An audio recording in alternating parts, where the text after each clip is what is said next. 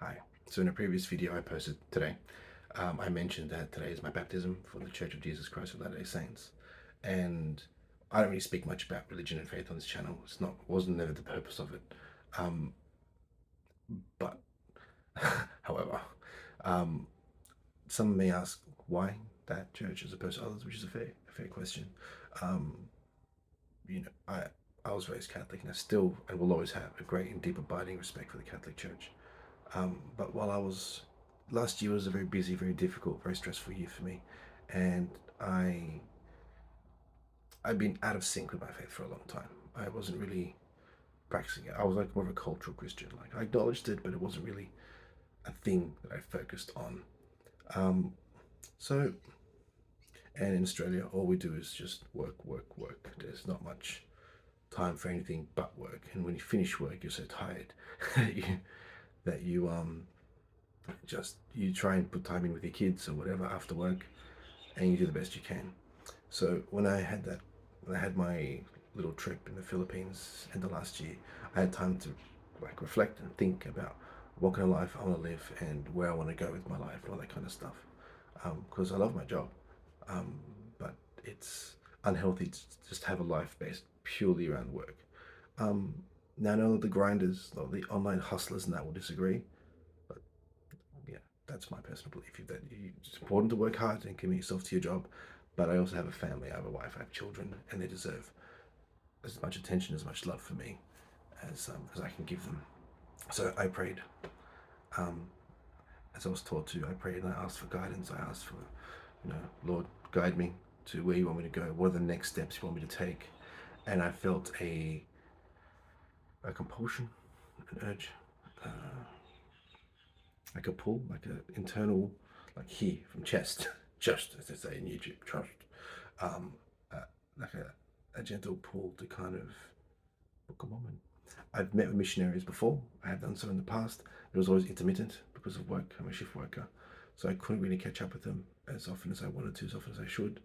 Um, I attended, of course, I attended Catholic Mass, which of course is always a beautiful thing. I attended other churches in the Christian vein. Nice people. Some of the teachings were a bit. I'm not really an evangelical kind of person. They're lovely people.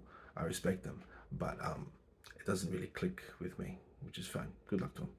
Um, but I prayed and I asked God to guide me, to show me which of these churches are true, as apparently Joseph Smith did at some point. And I felt the urge to read the Book of Mormon. And I thought to myself, look, if it gets boring, if it gets meh, I just want to read it. You know what I mean? I can just stop. No one's looking over my shoulder.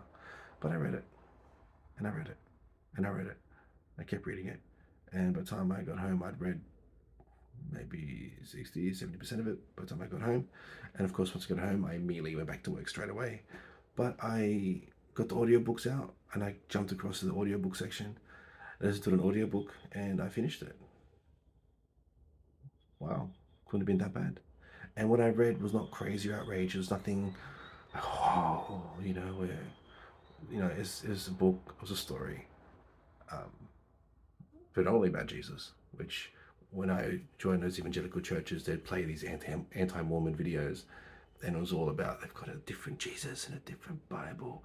But when you actually, if you have the time to actually read the Book of Mormon, there's no aspect that is true. It's like an ongoing revelation. It's like further clarity of what you're aware in the Bible.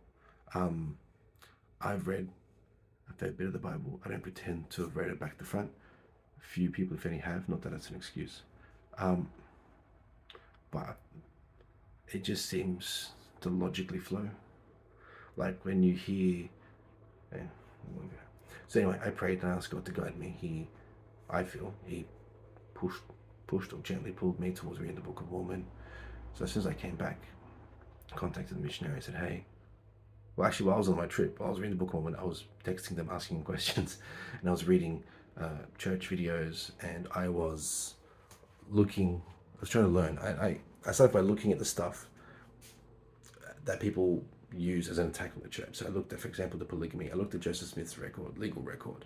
I looked at Brigham Young and the history of racism and the black priesthood ban. I looked at all the stuff that people find controversial. And what I found is that while some of it is confronting to some, there's always a logical, reasonable, spiritually driven answer to everything that's happened. I don't believe that Joseph Smith committed polygamy to get chicks. If you read it, he was very, very conflicted. And the sources that were there show that he was very, very conflicted of what happened and what he did and how he did it. And at all times, he worked with the family. Like, stuff like that. Like, culture would make you think that Joseph Smith was big pimping throughout Nauvoo. Like, like if you read the criticisms, and I have, and the CS letter and r/xmo and all that stuff, and like, it's very emotive language, it's very this, very that, but when you actually compare it to what the church says, there was, agree or disagree, a spiritually based logical reasoning behind it. You may not agree. I don't agree with the black priesthood ban, obviously, but like, there was a reasoning behind it. You don't have to agree with the reasoning, but the fact that there was a spiritual drive, and these people were so committed to their faith, they're willing to do whatever God commanded them to do in service, is interesting. And it was always a reasonable answer behind everything that happened. And a lot of my time was spent on Joseph Smith, because a lot of the attacks are towards Joseph Smith. And I found that for every attack they threw at him, every wild accusation, there's always a reasonable answer. The most common one is the fact that he married like teenagers and stuff during the polygamy period. Very short. Okay, I looked at it, I'm like, whoa, hang on, what? But when you look at it, at the time, people would marry young because the lifespan was shorter. And he married, I think was she 14, 15, particular girl, is the main attack that he will use. And like, her parents said, consented, and she agreed. And at that time that he got married, now it's ridiculous to get married at 15. We look at someone and go, whoa, go to uni, go to school, get ready for uni.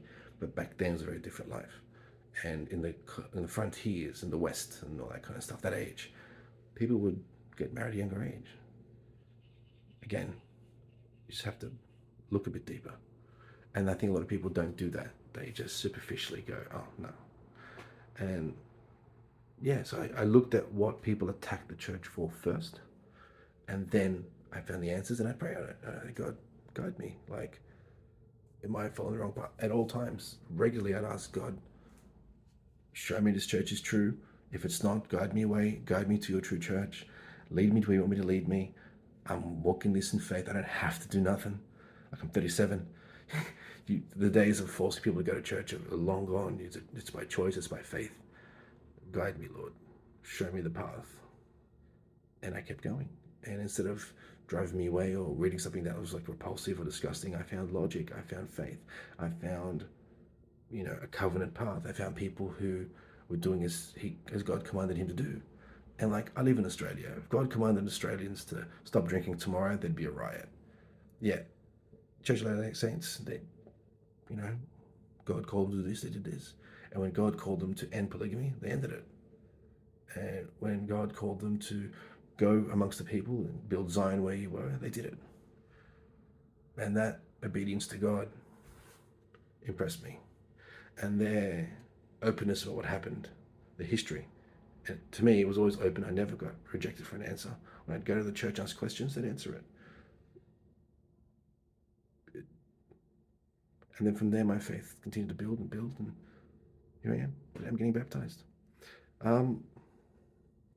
So here I am, and I'm excited and a bit nervous. My tummy's all fluttery, but it could also be hunger. And I've got an assessment due at midnight tonight, so I'm going to do that as well. But yeah, so this time tomorrow, I'll be a baptized member of the Church of Jesus Christ of Latter-day Saints. Thank you, Lord. And I'm hoping to document my thoughts as I go forward in this path. Document my thoughts, my feelings, my experiences, my journey going forward. Here we are.